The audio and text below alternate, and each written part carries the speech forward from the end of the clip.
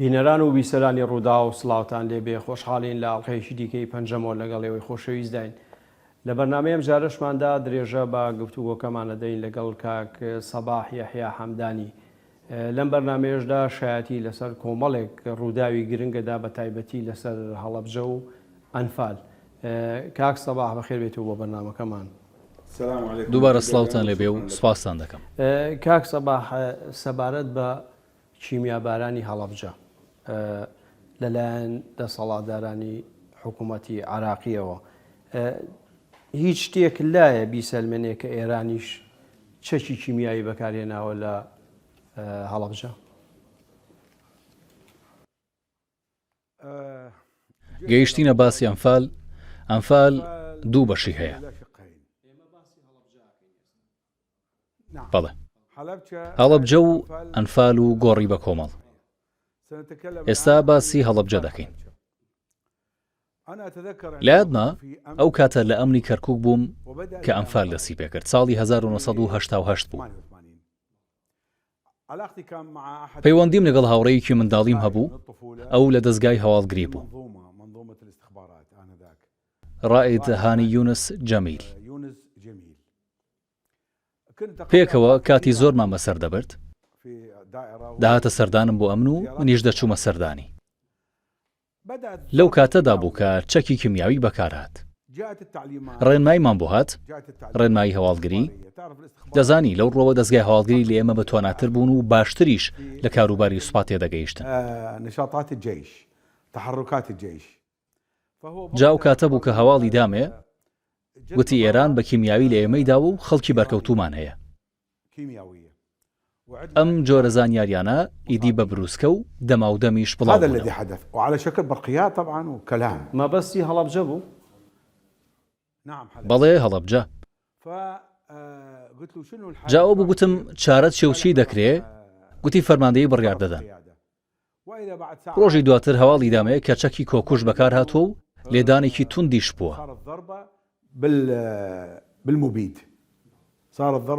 ئەمە ئیدی ئاماژەیەکی ڕوون بوو، زانیاری لە کەسێکەوە کە ئاگادارە پاش ئەو لێدانە.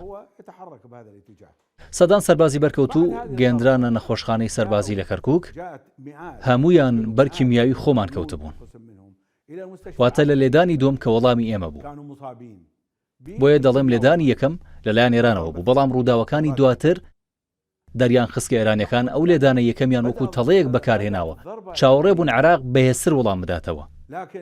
چونکە عێراق لە 1970ەوە بە چڕی دەستی بە تاقیکردنەوەی چەکی کیمیاوی کردبوو. فەرمانیشی بۆ هاتبوو، فەرمان نا بابەوردی قسە بکەین. گڵۆپی سەوزی لەلایەن ئەمریکاوە بۆ هەڵکرا کە سەددام ڕێگەی پێدراوە هەموو جبەخانەی خۆی لە چەکی کیمیاوی لە دژی ئێران بەکار بهێنێت، بۆی ناچاری بکات ڕێکەوتنامە ئیمزا بکا و شەڕ ڕابگرێ. جا لێرەدا چی ڕوویدا؟ ئێرانیەکان ئەم پلانەیان دانا و بە گازی سارین لە ئێمەیاندا. سارین لەو گازانەیە کە لەسەر ڕووکاری زەوی دەمێنێتەوە و وەکو خەردەل ناچێتە قوڵایەوە. ئەوان سارینیان بەکارهێنا و هەرکە هەواڵەکە گەیشتەوە سەددام دەست بەجێ فەرمانی دەرکرد کە وەڵامیان بدەنەوە.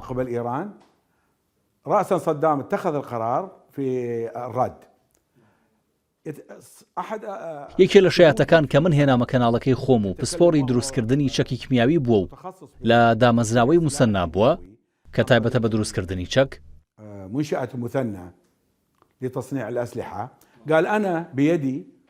گوتی من خۆم بەدەستی خۆم ئەو بۆمبانم پڕ کرد کە لەسەر هەڵەبجە خرانە خوارەوە.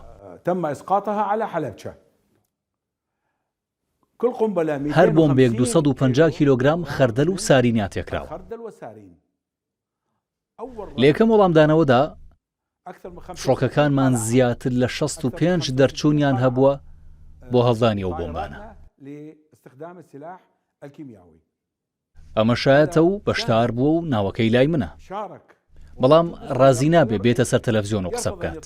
تێناگەم بۆچی، ڕەنگە لەبەر هۆکاری ئەمنی بێت، بەڵام ڕاستیەکەی ئاوای بە من گوت. ئەو خۆی بەشدار بووە لە بارکردنی بۆمبەکانیش، چونکە هەموو کەسێ ناتوانێت فڕۆکەی مێک بار بکات، دەبێت کەسی شارەزا لەوێ بێت بۆ ئەوەی نەکە لێچوون ڕووبدا دیان کێشەیەکی تێبکەوێت لە ناو فڕگەکە. فڕگەی کوێ؟ کەرکووک. فڕۆکەکان لەوێ بە خەردەل و سارین بارکران و لەوێوە دەرچوو. ئەمە ماوەی 3 ڕۆژ لەسەر یەک بەردەوام بوو. خۆی لە 16 سێ دەستی پێکرد. 16 ئادار وەکو دیارە لێدان یەکەم لەلایەن ئێرانەوە بوو بۆ تێوەگلاندنی سەدام. سەدامیش کەوتە تەڵەکەوە. صدام أكل الفخ. کەواتە پێش 16 مانگ ئێران چەکی کیمیایی بەکارهێنا یا عینە ڕۆژ؟ بەڵێ هەر هەمان ڕۆژ ئەوان لێیان داین و بەیانەکەی ڕێنمایی هات کە بە چەکی کیمیاوی وەڵامیان بدەینەوە. تێبینی بکە ئێرانیەکان وریا بوون. میدیا، چالاکی، ئەمبوڵاس بۆ گواستنەوەی بەرکەوتوان، چونکە دەیانزانی بردومانی کیمیاوی لە ڕێیە. هم فهموا بأنه راح تصير الضربة المقابلة، ففعلا ضرب الجيش العراقي الضربة. ئەوە بوو سوپای عراق هێرشەکەی کرد و ژمارەی قوربانیەکان هەروە زیادی دەکرد. ئێران دەستبەجێ کەوتە وێنەگرتنی و تەنانەت ژمارەیەک لە بەرکەوتوانی گواستەوە بۆ لەندەن. بەو جۆرە لە سەراستی دنیا بڵاو بووە کە هێرشەکە عراقی بووە. لە کاتێکدا کارەکە ڕاکێشانی بەڕە بوو لە ژێرپەی عراق. بەڵام ئێران چەکی کیمیایی بەرامبەر سوپای عراق بەکارهێناوە نەک مەدەنیەکان، وایە؟ نعم. بەڵێ لە یادمە لەگەڵ ئەو برای ئەفسەری ئیستیخبارات خۆی دەستگامنیەکان هەموو لەسەرەوە ڕێککەوتن کە دزە بە زانیاری بکەن و بڵێن ئێمە هەموو خەڵکەکەمان ئاگادار کردبووەوە کە لە هەڵەبجە بڕۆن و دەرچن. ئەمە لە پاش لێدانەکە. گوایە پێیان گوتون لە ماوەی 3 ڕۆژدا دەبێت دەرچن. تەنانەت نووسراویشان بە فڕۆکە بەردەوەتەوە سەر شارەکە. بەڵام ئەوە درۆیە، چونکە 3 ڕۆژ تێنەپەڕی بوو کە لە شارەکە درا. خەڵکە بوون باوەڕیان کردبوو کە عراق وەڵام دەداتەوە و بردومانێک لە ڕێیە. بەڵام هەش بوون باوەڕیان نەکرد و ماڵەکانی خۆیان بەجێ نەهێشت. هەر بۆیە ژمارەیەکی زۆری خەڵکی سڤیل لە ناوشاری هەڵەبجە و دەوروبەری بەرکەوتن. ڕاستی ڕووداوەکە ئاوا بوو. ئەمە زانیاری تایبەتی خۆمە کە لە ڕائیتانی وەرم گرتووە. جگەلەوەش زانیاری شایەتەکەم هەیە کە شارەزای پڕکردن و ئامادەکردنی بۆمبی کیمیاوی بوو و پلەیەفسەر بووە. ئەو کەسا سوێندی بۆ خواردم و منیش لە بەردەم خوددا سوێن دەخۆم کە قسەکانی بێ زیاد و کەم گێڕاوەتە. جا من ئەمێ هەر لەسەرەوە پرسیارە لێ بکەم لەسەر دروستکردنی چەکی کیمیاوی. عراق لەکوێوە دەستی کرد بە دروستکردنی چەکی کیمیاوی؟ زانیاریەکانی خۆم ئەوە پشتڕاست دەکەنەوە و دەیسەلمێنن کە سەرەتای دەستکردن بە دروستکردنی چەکی کیمیاوی لەو فەرمانگەیەوە بوو کە نازم گزار وەزیری بەرگری و وەزیری ناوخۆی تێدا بەند کرد. باسی ئەو کاتە دەکەم کە لە ساڵی 1973 هەوڵیدا کودەتا لەسەر سەدام و ئەحمەد حەسەن بەکر بکات.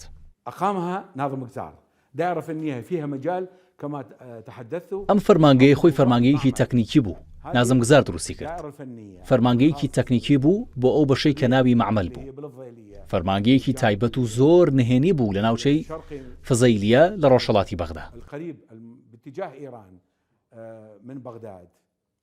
ئەمە فەرمانگەیەکی تایبەت بوو زۆر نهێنی بوو بۆ کاری تەکنیکی و لەوانەش دروستکردنی چەکی کیمیاوی. ئەم فەرمانگەیە دوای ئەوەی نازم گزاریش کوژرا هەر بەردەوام بوو لە بواری دروستکردنی چەکی کیمیاوی. واتە هەر لەسەر ئەو ڕێژکەیە ڕۆیشت. بە تێپەڕینی کات پەرەی سندوو پێم وایە لە ساڵی 1976 بوو کە بە فەرمانی ئەحمەد حەسەن بەکر گوازرایەوە و دام و دەستگای بۆ دروستکرا و ئامێر و پێداویستیان بۆ هێنا و کیمیاویان لە ئەڵمانیاوە بۆ هێنا و بەو جۆرە پەرەی سند بۆ چەکی کیمیاوی لە عراقدا. وهكذا تطور السلاح الكيميائي في العراق. باشە عێراقیەکان خۆیان دروستیان کرد یاخود بە هاوکاری خەبیری بێگانە ئەو کاریان کرد؟ ئەو فەرمانگەیە بەتایبەتی هەر لە سەردەمی نازم گزارەوە بەردەوام شارەزای بیانی تێدا بووە. ئەو بیانیانە هەرمانەوە و بەردەوام بوون. ئەڵمان بوون. پێم وایە خەڵکی ئەڵمانیا ڕۆژهەڵات بوون. کە دەڵێن ئەڵمان زیاتر مەبەستمان ئەڵمانیا ڕۆژهەڵاتە. تەنانەت ئەڵمانیا ڕۆژاواش لاریان نەبوو. ئەو ئەم مرۆڤانە بیریان نەدەکردەوە کە هەوڵ بدەن نەهێڵن چەکی کیمیاوی دروست بکەی و نەکا بەکاری بهێنی. خۆیان دەیانزانی ئەم چەکە بۆ بەکارهێنانە. بەڵێ تۆ باسیەوەت کرد کە عراق چەکی کیمیایی بەکارهێنا، بەڵام بۆچی بڕیاریان ینی بیزە بدەبێت لە هەڵەبجە بدرێت؟ ینی تۆ ینی وەکو پاساوەڵی لە ڕەدی ئێرانیەکان بوو، ینی ئەوە ڕاستە؟ نعم هذا هو صحيح تماما. بەڵێ ڕاستە وەڵامدانەوە بوو، بەڵام وەکو گوتم بۆ سەیەک بوو. هەتا ئێستاش زۆر شتی لەسەر دەخوێنمەوە.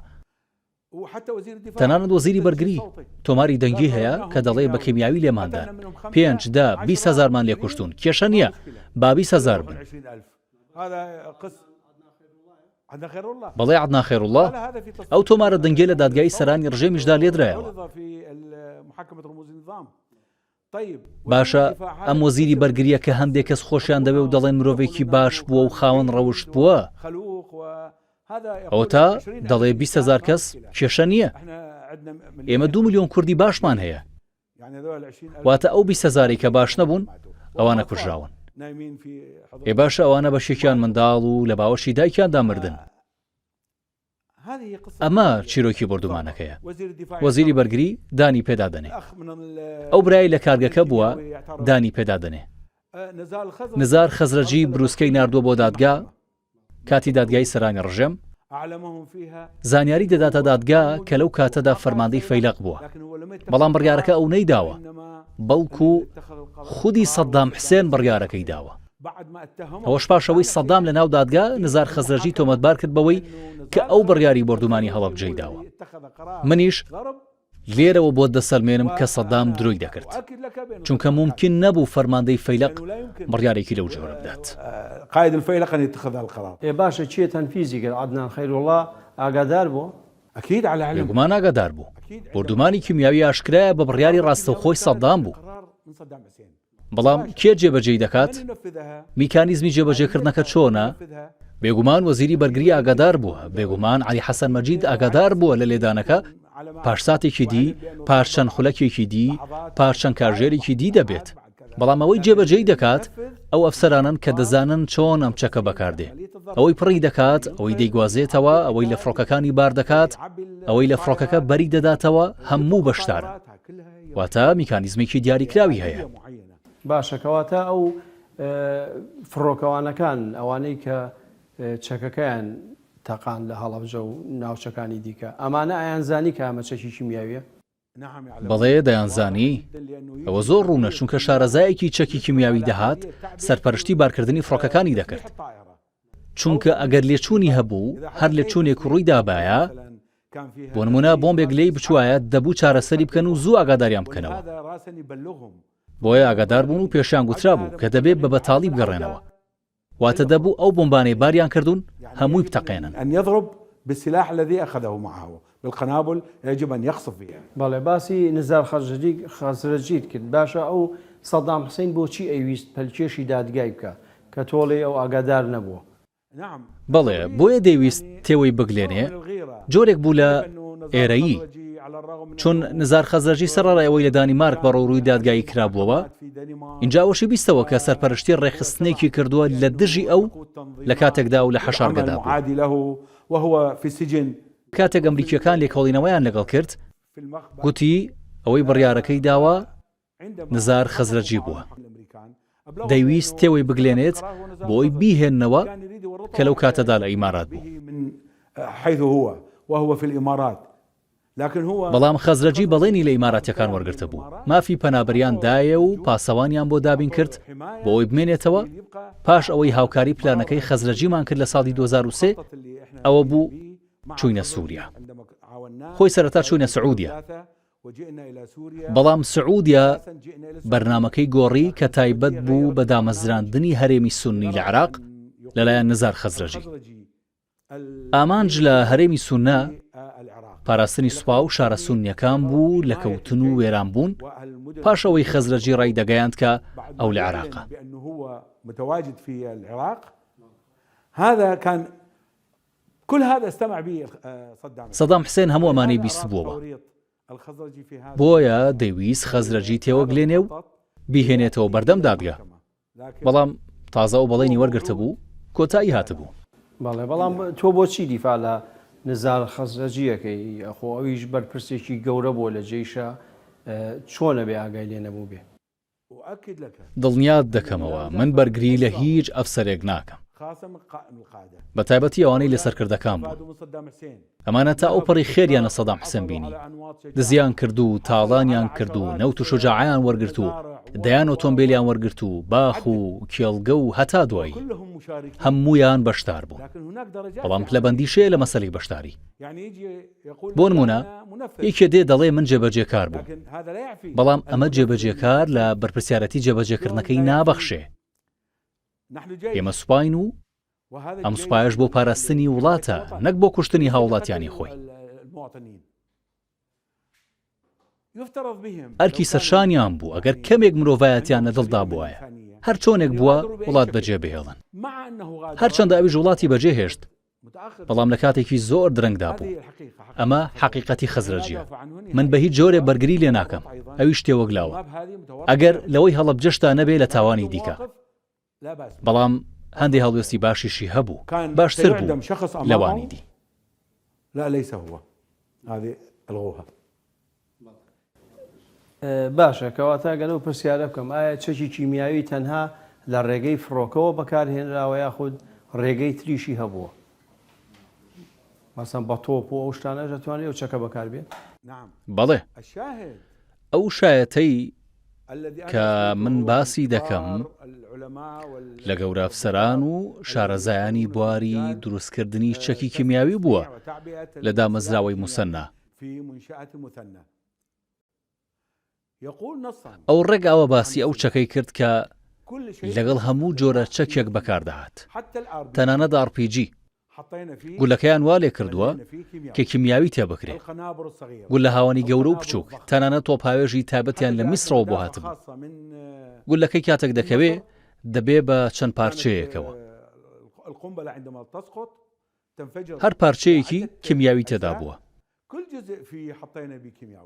دەشڵێ ئەو تۆپەمان بۆ ئەوە هێنا کە لە دژی ئێران بەکاری بهێنین، بەڵام لە دژی کورد بەکارمان هێنا، چونکە ئەم بەکارهێنانی چەکی کیمیاوی کە لە هەڵەبجە بینیمان خۆ هەر لە هەڵەبجە نەبوو، بەڵکو لە سەرانسەری کوردستان بەکارهات، لە هەموو باکووری عێراق و لە دژی هەمووان، لە هەموو شوێنانەی کە بۆ سوپا ئاسی بوون کیمیاوی بەکاردەهات. کەواتە وڵاتانی عەرەبیش بە شێوەیەک لە شێوەکان بە تایبەتی میسر هاوکار بووە لە بەکارهێنانی چەکی کیمیاوی.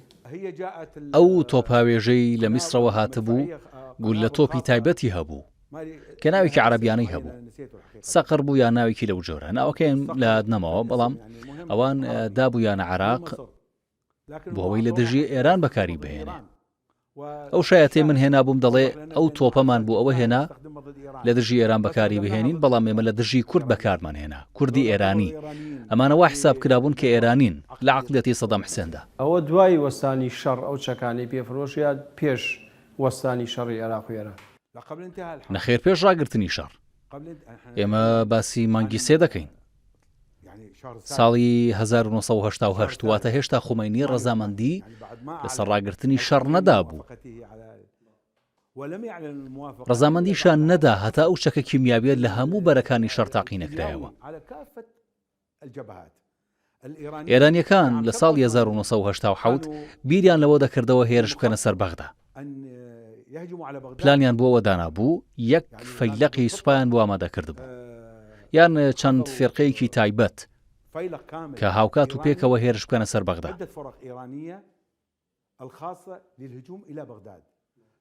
لەو کاتەدا فەرمان هات کە لەیاندەن، ئەو بوو لەیاندان و لە ماوەی چەند کارژێرێکدا هەموو هێزانە زۆر بە خراپی بەرهێرشی کیمیاوی کەوتن. تەنانەت لەو کاتەدا سەدام حسێن لەسەر تەلەڤیزیۆنەوە سوپاسی شارەزا و پسپۆڕ و کارمەندانی کارخانەی چەکی کیمیاوی کرد، بە موجاهیدەکانی دامەزراوەی موسەنا ناوی بردن. دواتر ئۆتۆمبیلی لەسەردا بەشکردن و هەریەکە پێم وایە 3000 دیناریان وەرگرت. ئەو کەسەی شاهدی بۆ مندا، من ناوم لێ نابوو شاهدی ژمارە 422 یەکەی 422. ئەمە ناوی دامەزراوەی موسەنا بوو. لەسەر ناوی دامەزراوەکە ناوی شاهیدەکەمان وا لێ کرد. تسمية لمنشأة المثنى بناء على اسم شو اسمه اسمين الشاهد هذا. بۆچی ناویان نابی؟ ئەمەیان ئەمانەتە. بەڕاستی بڵێم ئەمانەتە و ئەو پیاوە زانیاری زۆری دایە من و منیش بە خەڵکم ڕاگەیان. بەڵام ئێستا ئەو پیاوە لەکوێیە؟ لەوانەیە ملی لەبەر پەت دابێ، لەوانەیە لە شوێنێکی مەترسیدار بژی. کەسێکە من دەیناسم و گوێشم بۆ ڕانەگرت هەتاوام لێکرد سوێن بخوات. ئەم پیاوە نەشیعەیە و نەکوردە، کەسێکی سونەیە. بەڵام هەموو ئەوانەی ئەو گوتونی 100% لە دژی سەدام حسێن بوون. بۆیە دەترسێ، لە عاقیبەتەکەی دەترسێ وەکو دەڵێن. بەڵێ باشە لە پرۆسەیەکی تەمومژاوی شاراوەدا ئەو کەسەی کە بەرپرسی دەستگای دروستکردنی کیمیاوی بوو کوژرا. لەسەرەوە چیە زانی؟ هو حقيقة عدة أشخاص. ڕاستیەکەی چەند کەسێک بوون. یەکێکیان ئەفسەرێکی گەورەی خەڵکی مسڵ بوو، ئێستا ناوەکەیم لە یاد نییە. ئەوە لە ڕووداوێکی هاتوچۆدا لەسەر ڕێی موسڵ کوژرا. لە ساڵی 1991 یان 1992 بوو. کوژرا بۆ ئەوەی زانیاری نەدا، چونکە تۆ دەزانی لیژنەکانی پشکنینی سەربەنەتەوە یەکگرتوەکان دەستیان کردبوو بە گوێگرتن لە زاناکان. خێرا چوون کوشتیان بۆ ئەوەی نەکا بچن قسەی لەگەڵ بکەن و زانیاریان بداتێ. ئەوە بۆ جۆرە لە کۆڵیان کردەوە، بەڵام ئێستا ناوەکەیم نایەتەوە یاد. خەڵکی دیکە شەبوون بەو دەردەچوون، چاودێریکی توندیان لەسەر بوو. کیە سەرپەرشتی پرۆسەی کیمیابارانی هەڵەبژەی کرد؟ یعنی بڵێ 1 2 3 ئەمانە بە دەرەجەی یەکەم دەستیان تێدا هەبوو. لەو ڕۆوە زانیاریم نییە. زانیاری منەوە بوو کە گوتم و بەو ئامانجەش بوو کە خەڵک باوەڕ بهێنن بۆ ڕاستی بردومانی هەڵەبجە لەلایەن عێراقەوە بوو. بەڵام ئەوش بە لێدانێکی سادە دەسی پێ کرد، وەکو ئەوە یەکێ بێت بە ئەنقەست زلەیەک لێ یەکێ بدا بۆ ئەوەی ئەو کەسە هام بدات، دەست بداتە دەمانچەکەی و تەقە بکات.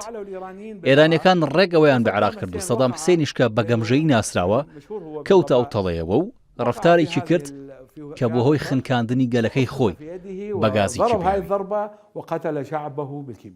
بەڵێ کەواتە ناوەکان خۆ هەندێکیان دیارن، سەدام حسێن و عەدنان خەیرڵڵا و بەرزان تکریتی و ئەوان ئاگایان لێ بووە حتمەن.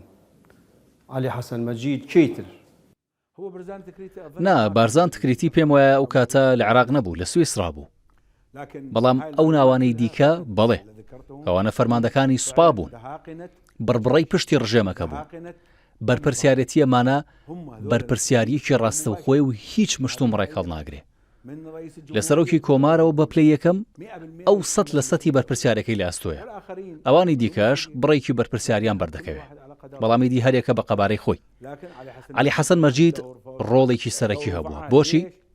دەڵێن ئەم زانیاریم لە خەزەرجی وەرگرتووە. دەڵێ عەلی حەسەن مەجید زانیاری دابوو گوایە سوپای ئێران پێشڕەوی زۆریان کردووە و گەیشتوونەتە شوێنی ئەوتۆ کە پێشتر پێی نەگەیشتون. ئەمەش بۆەوەی سەدام حسێن بجوڵێ و دەستبەجێ بڕیاری لێدانێکی کتوپڕی کیمیاوی بدە. واتە عەلی حەسەن مەجید زانیاری درۆی گەیاندۆتە وەزیری بەرگری و سەدام حسێن بۆ ئەوەی سەدام هام بدات بۆ بەکارهێنانی چەکی کۆکوش. حتى يحرك صدام ويتخذ قرار السلاح الخاص. باشە هیچ زانیاریەکەت هەیە کەسێکە بوو بێ لە ناو جێشی عێراقیە ئامادە نەبوو بێ ئەو بڕیارە جێبەجێ بکات و کوژرا بێ؟ شتی وا هەیە؟ هیچ زانیارێکم لەو بارەیە. زۆر باشە، پشوێگەین و دوای درێژە بە قسەکانمان. دووبارە سڵاو بەڕێزان، درێژە بە پەنجەمۆرە دەین لەگەڵ کاک سەباح یەحیا حەمدانی. کاک سەباح، لە ناو دایرەی ئەمن ئەو بەشەی کە تۆ کارت تێدا دەکرد، باسی بەکارهێنانی چەکی کیمیاوی لە هەڵەبجە کرا؟ بازەکرا لەوێ کە عراق چەکی کیمیایی بەکارهێناوە؟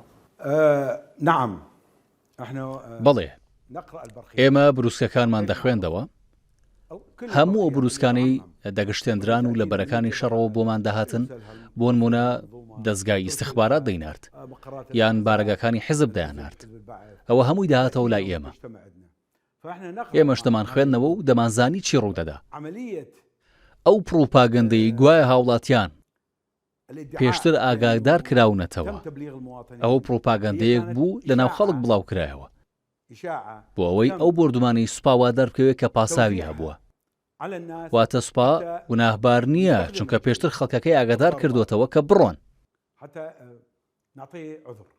بەڵام لە ڕاستیدا ئەوە هەردروویەک بوو چونکە زانیاریەکان ڕوون بوون و ئێمە دەمان خوێندنەوە بەڵێ دەمانزانی کە ئێمە کیمیاویمان بەکارهێنەوە بەڵام گوایە ئێمە هۆشداریمان داونەتێ کەواتە خۆیان بەرپرسن لەوەی کە قەوماوە چۆن ئاگادارمان کردو نووسراومان بۆ فرەداونەتە خوارەوە کوا و نووسراوانە کەس نازانێ بەکێ گەشتووە کێ خوێندوێتیەوە کەس نازانێت کەواتە ئەوە هەردروویەک بوو لە پێناوی ئەوەی کاتێک ئێمەمانان دەیبیستین واتە دەستگامنیەکان و ئەوانی دیکە و عێراقیەکان هەمویان کاتێک دەیبیستین چەکی کیمیاییمان بەکارهێناوە بڵێن ئەوە لە وەڵامی هێرشێکی پێشتری ئەوان بوو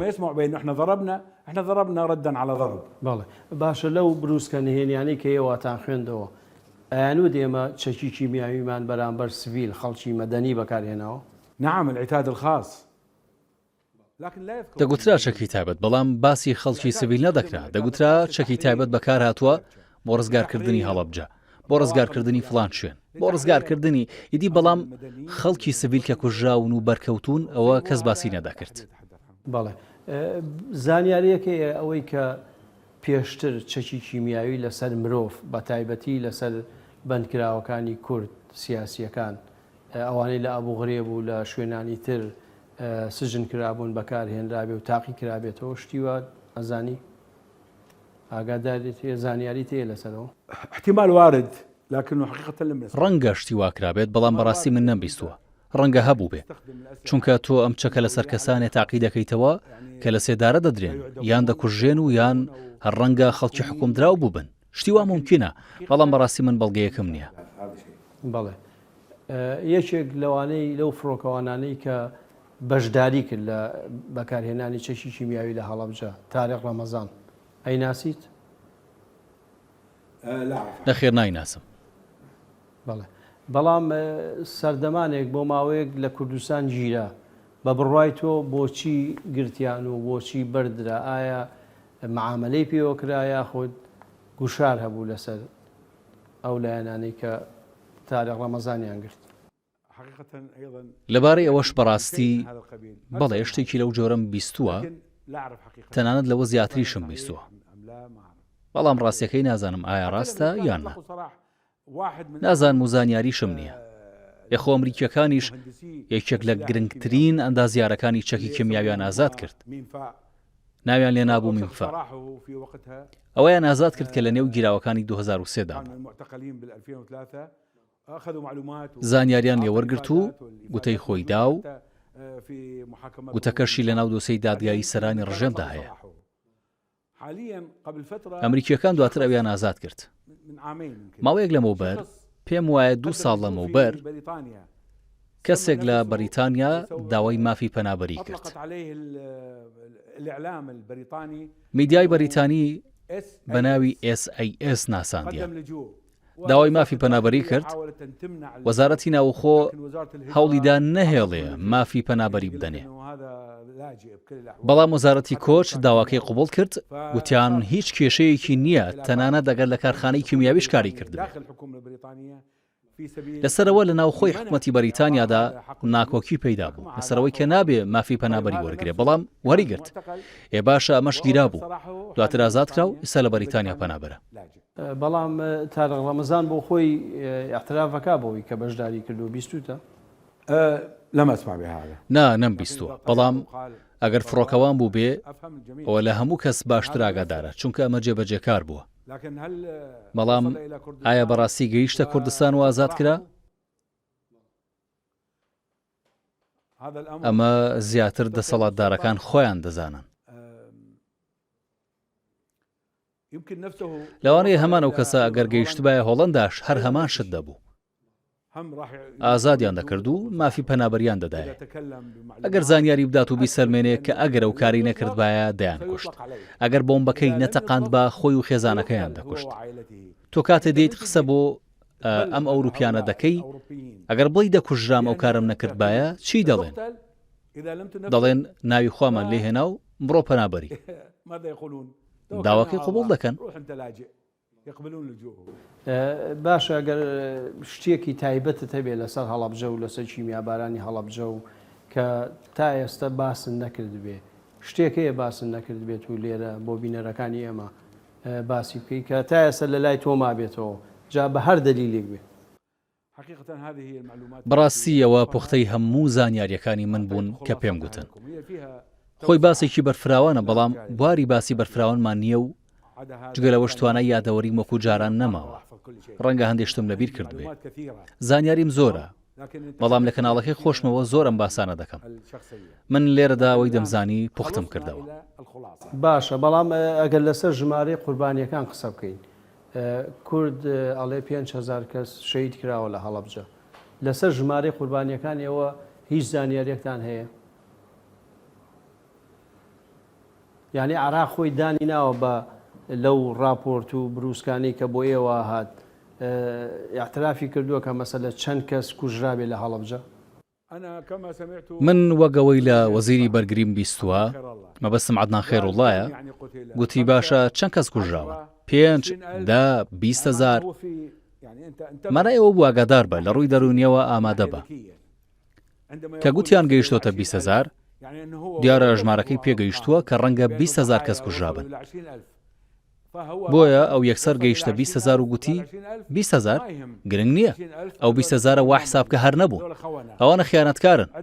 2 ملیۆنی دیکە کوردمان هەن کە خەڵکی باش و شەریفن. تۆ لەمەوە دەتوانێت ڕاستیەکە بزانی. بەڵێ باشە، با پرسیارێکی ترکەم، هەرچەنگ ئەمە پەیوەندی بە هەڵەبجەوە نییە، بەڵام وا ئەزانم کە تۆ زانیاری تایبەتت هەیە لەسەری ئەوانە ناکە ئێمە بیستومانە لەسەر تێکۆشەرێکی کورد، لەسەر ڕووناکبیرێکی کورد ڕۆشنبیرێک کە لەلایەن حکوومەتی عراقیەوە سەر لەگۆم کرا و لە سێدارە درا، ئەویش شاکر فەتاحە. چی دەربارەی ئەوە زانی؟ بەڵام ئەو زانیاریانەی خۆت کە هاتە لەسەری و خۆت خوێندوتەتەوە و شایەتی لەسەریە دەی یا بیستوتە لە نزیکەوە؟ خۆی سەردەمێک ئەو دۆسیە هاتە بەردەستمان. وەکو گوتم، یەکێ لە هەڵەکانی دەستگایە منەوە بوو هەموو شتێک داهاتە بەردەستی هەمومان. هەموو شتێکمان دەبیست، بەڵام لە یادەوەریدا هەڵمان نەدەگرت. ڕەنگە هەرناوەکانمان لە یادما بێت. دواتر کە شتێک دێتە پێشەوە بە دوای دادەشین، اینجا بۆمان ڕوون دەبێتەوە کەشی ڕوویداوە یان چی بەسەر ئەو کەسە هاتووە. جاو کەسەش شاکر فەتاح ئەوە جێگری سەرۆکی ئەنجومەنی ناوچەی ئۆتۆنۆمی بوو.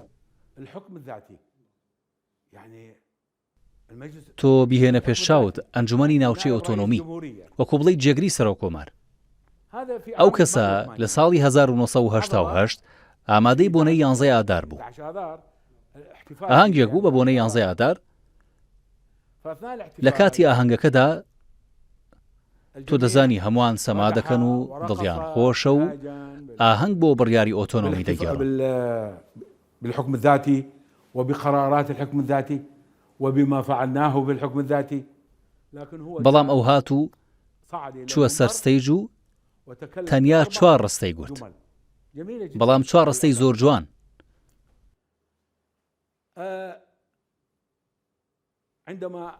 دوای ئەوەی ئەو 4 ڕستەی خوێندەوە، هەر لەو 4 ڕستەیەوە دەتوانی درک بەوە بکەی کە شتێکمان نییە بە ناوی ئۆتۆنۆمی، بەڵکو ڕێک وەکو ئەوەی من ناوم لێنەوە. باشە، ئەو 4 جوملەیە چییە کە تۆ زۆری پێجوان بۆ و شاکر فەتاح باسی لەوە کردووە؟ بەڵێ، ئەو 4 ڕستەیە زۆر ژیرانەیە. ئێستا کە دەیخوێنینەوە لێ وردەبینەوە، دەزانین کە شتێک بە ناوی حکمی خۆسەری نەبووە، بەڵکو حکمی بەڕێوەبەرایەتی ئەمنمان هەبووە. تەماشای ئەم خاڵە جوانانە بکەن کە لێوە زۆر بە جوانی لە ڕاستی و دروستی حکمی ذاتی تێدەکەین لەسەر مینبەرەوە لە بەرچاوی هەموو بەعسیەکان. لە یەکەم خاڵ داوای گفتوگۆ و دانوستاندنی کرد. لەگەڵ شۆڕژگێڕان اسمهم الثوار ئەو بە شۆڕژگێڕ ناوی بردن وانهاء حاله هەروەها کۆتایی هێنان بە شەڕ و ململانێ الاشياء اللي طلبها ئەمە یەکێ بوو لەو شتانەی کە داوای کرد بۆ ئەوی ئۆتۆنۆمی جێگیر ببێ في عام 88 ئەم قسەی ساڵ 1970 ئەمە خاڵ یەکەم بوو کە ماناکەی ئەوەیە بە تێگەشتێکی سەدامیانە و ئەمنیانە شتێک نییە بە ناوی حکمی ذاتی. الكلام هذا ثانيا خاڵی دووەم قال رفع الحصار هەڵگرتنی گەماڕۆی سەربازی و ئابووری لەسەر شار و گوندەکانی کوردستان عن المدن والقرى في كردستان يعني هناك واتە گەماڕۆی ئابووری و سەربازی لەسەر شارەکانی کوردستان هەیە کەواتە کوا ئۆتۆنۆمی. أين الحكم الذاتي ثالثا سەیەم قال دەڵێت جعل بڕیاری بە فەرمیکردنی زمانی کوردی بە گوێرەی ڕێکەوتنامەی 11 ئاداری 1970 کارا بکرێ. أين التنفيذ؟ کوا ئەم بڕیارە کوا جێبەجێکردنەکەی ئەمە مانای وایە ئەم بڕیارە بە مردووی هذا يعني لەدایک أن اللغة الكردية ميتة في عقر دارها. رابعا چوارم طالب بتطبيق جێبەجێکردنی سەرجەم بەندەکانی ڕێکەوتنامەی ئادار بە هەموو بڕگەکانیەوە. هذا يعني ئەمە أن بنود مانای وایە بەندەکانی ئەو ڕێکەوتنە جێبەجێ نەکراون بل فقط جگەرە خاڵی تایبەت بە دەسەڵاتی ناوەندی على لەسەر ناوچەی ئۆتۆنۆمی على الحكم الذاتي یان لەسەر ئەو ئەنجومەنە و حكومة لەسەر بەڕێوبەرایەتی ئەمنی حکمی ذاتی. المجلس مجلس مديرية أمن الحكم الذاتي. فإذا کەواتە هیچ ئۆتۆنۆمیکی ڕاستەقینە نییە. ئەم پیاوە هات و زۆر ژیرانە و مەردانە و بوێرانە ئەمەی گوت و هەموو خەڵکەکەی سەرسام کرد هەمویانی ترساند. اینجا هۆڵەکەی بەجێهێشت و گەڕایەوە ماڵەوە. دوای چەند ڕۆژێک نزیکەی هەفتەیەک چوون لە سلێمانی گرتیان و بردیان بۆ ئەمنی هەولێر بۆ لێکۆڵینەوە. ماوەی 3 مانگ لە ئەمنی هەولێر لەژێر ئەشکەنجەدا مایەوە لە کاتێکدا تەمەنی 75 ساڵ بوو. پیاوێکی مەزن و ئەدیب و ڕۆشنبیری ناسراو. لە دوای 3 مانگ تەرمەکەیان لەگەڵ تەرمی چەند کەسێکی دیکەدایە پزیشکی دادۆری.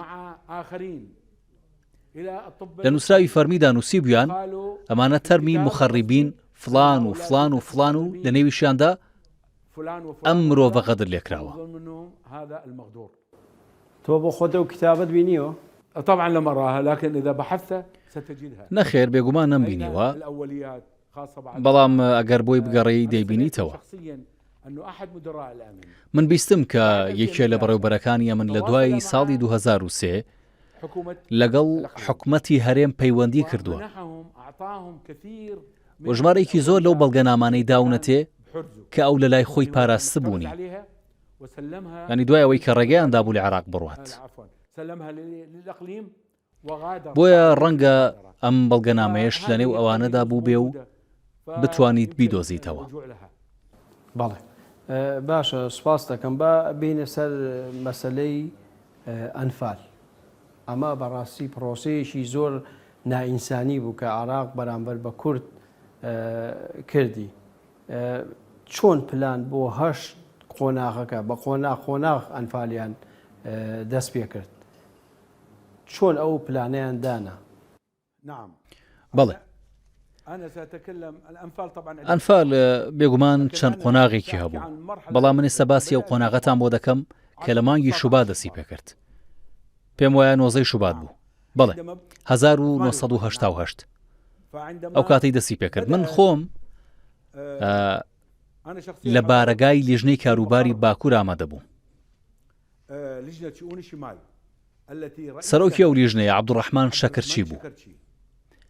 یەکێ بوو لە بەڕێوبەرەکانی ئەمن و کرابووە سەرۆکی لیژنەی کاروباری باکوور. أصبح هو رئيس لجنة شؤون شمال. عەبدوڕەحمان شەکرچی پلەکەی لیوا بوو لە ئەمن و پێشتر بۆ ماوەیەک بەڕێوبەری ئەمنی ناوچەی ئۆتۆنۆمی بوو. کەسێکی گونجاو لە شوێنێکی گونجاو. ڕێنمایی لە عەلی حەسەن مەجیدەوە هاتبوو. یەکەمین ئەو ڕێنمایانە لەبارەی دەستپێکردنی پرۆسەی ئەنفال بوو کە فەرمان دەدات هەرچی خێزانی نیشتەجێی ناوچەی پشتێنەی ئەمنین بیانگرن و بیانهێنن. الموجودة في المناطق الحزام الأمني. تعرف المنطقة هناك حزام. خۆ دەزانی پشتێنەیەکی ئەمنی هەبوو کە ڕووبەرەکەی 30 کیلۆمەتر بوو، بەڵام سوپا چۆن لەم 30 کیلۆمەترە تێدەگات؟ لەوانەیە 70 کیلۆمەتر بداتە بەر. هەر کەسێ لەم پشتێنەیەدا نیشتەجێ بوو بێ، هەر لە سنووری ئێرانەوە هەتا سنووری تورکیا. ئەم پشتێنەیە لە کاتی پرۆسەکانیان فال هەر کەسێکی تێدا بێ دەستگیر دەکرێت، دەهێنرێ بۆ ئەو سەربازگانەی کە ئامادەکراون. لەمەش مەبەستیان 2 سەربازگە بوو، لە 2 بزوو سەربازەیەک لە تۆپزاوە، سەربازگەی چوارەمیش سەربازگەی خالید بوو لە کەرکووک. ئەو منیژ یەکێکم لە ئامادەبووان و پەیوەندیم بە سەربازگەی 2 بزەوە کرد بوو. دەشومە سەربازگەی خالید. من بەرپرس بووم لە ڕێخستنی پرۆسەکە. با لێرەدا شتێک بەبیر بهێنمەوە، هەندێک کەس کۆمنت بۆ من دەنووسن دەڵێن ئەمە چییە؟ سەباح حەمدانی لە هەموو شوێنێک بووە، لە نەجەف ئاگای لە گۆڕە بە کۆمەڵەکان بووە، لە کەرکووک ئاگای لە گۆڕە بە کۆمەڵەکان بووە. بەڵێ باوەڕ بکەن، ئەمە ڕاستیە و خۆشبەختانە من لە هەموو ئەو ڕووداوانە نزیک بووم و ئاگاداریان و دەتوانم بۆ خەڵکیان بگەڕنەوە، چونکە هەتا ئێستا هەمووان خەریکن خۆیان دەدزنەوە لەوەی ئەم شتانە بۆ خەڵک بگەڕنەوە، بۆ ئەوەی خەڵک بزانن کێ حکمی ئەمەی کردووە. بۆیە من ئێستا بە خۆشحاڵیەوە باسی دەکەم. من بەرپرس بووم لە پرۆسەی ڕێخستنی کاروباری ڕاگیراوەکە. جا ئەمانەش بە هەزاران کەس بوون، ژمارەیەکی زۆر مفەوەز و ئەفسەر و تەنانەت هەندێک لەوانەی هەواڵگریشمان لەگەڵ بوون. کاری ئەمانە چی بوو؟ هەر خێزانێکیان بە گیراوی دەهێنا، هەر خێزانێک لە کاتی هێرشی سوپا دەستگیر کرابە، سوپا هێرش دەبات و لە کاتی هێرشەکە هەزاران کەس دەستگیر دەکرێن و دەیانهێنن. أثناء الهجوم سيقبض على ألوف من الناس يجلبها. بێگومان سوپانەی دەزانیت چی بەسەرم خێزانانە دێ، تەنانەت منیش نەمدەزانی، چونکە ئێمە کاتێک پەیوەندیمان بەم ئەرکە نوێیەوە کرد، گوتیان ئەو خێزانانەی دێنە ئێرە زانیاریەکانیان تۆمار بکەن، ناویان بنووسن، دۆسیە بۆ هەر خێزانێک دروست بکەن و تەمەنەکانیان دیاری بکەن و ناسنامەکانیان وەربگرن. ئیدی دەستیان کرد بە هێنانی خەڵک. سوپا خەڵکیان دەگرت، پۆلیس خەڵکیان دەگرت، ئەمن خەڵکیان دەگرت، هەمووشیان دەکرانە زیلەوە ڕەوانەی لای ئێمە دەکران. ئێمە شۆرمان دەگرتن و لە هۆڵەکانمان دەکردن. کۆمەڵێک هۆڵ هەبوون لە سەربازگەی خالید، ئەم هۆڵانە تەنیا بە شەو دادەخران.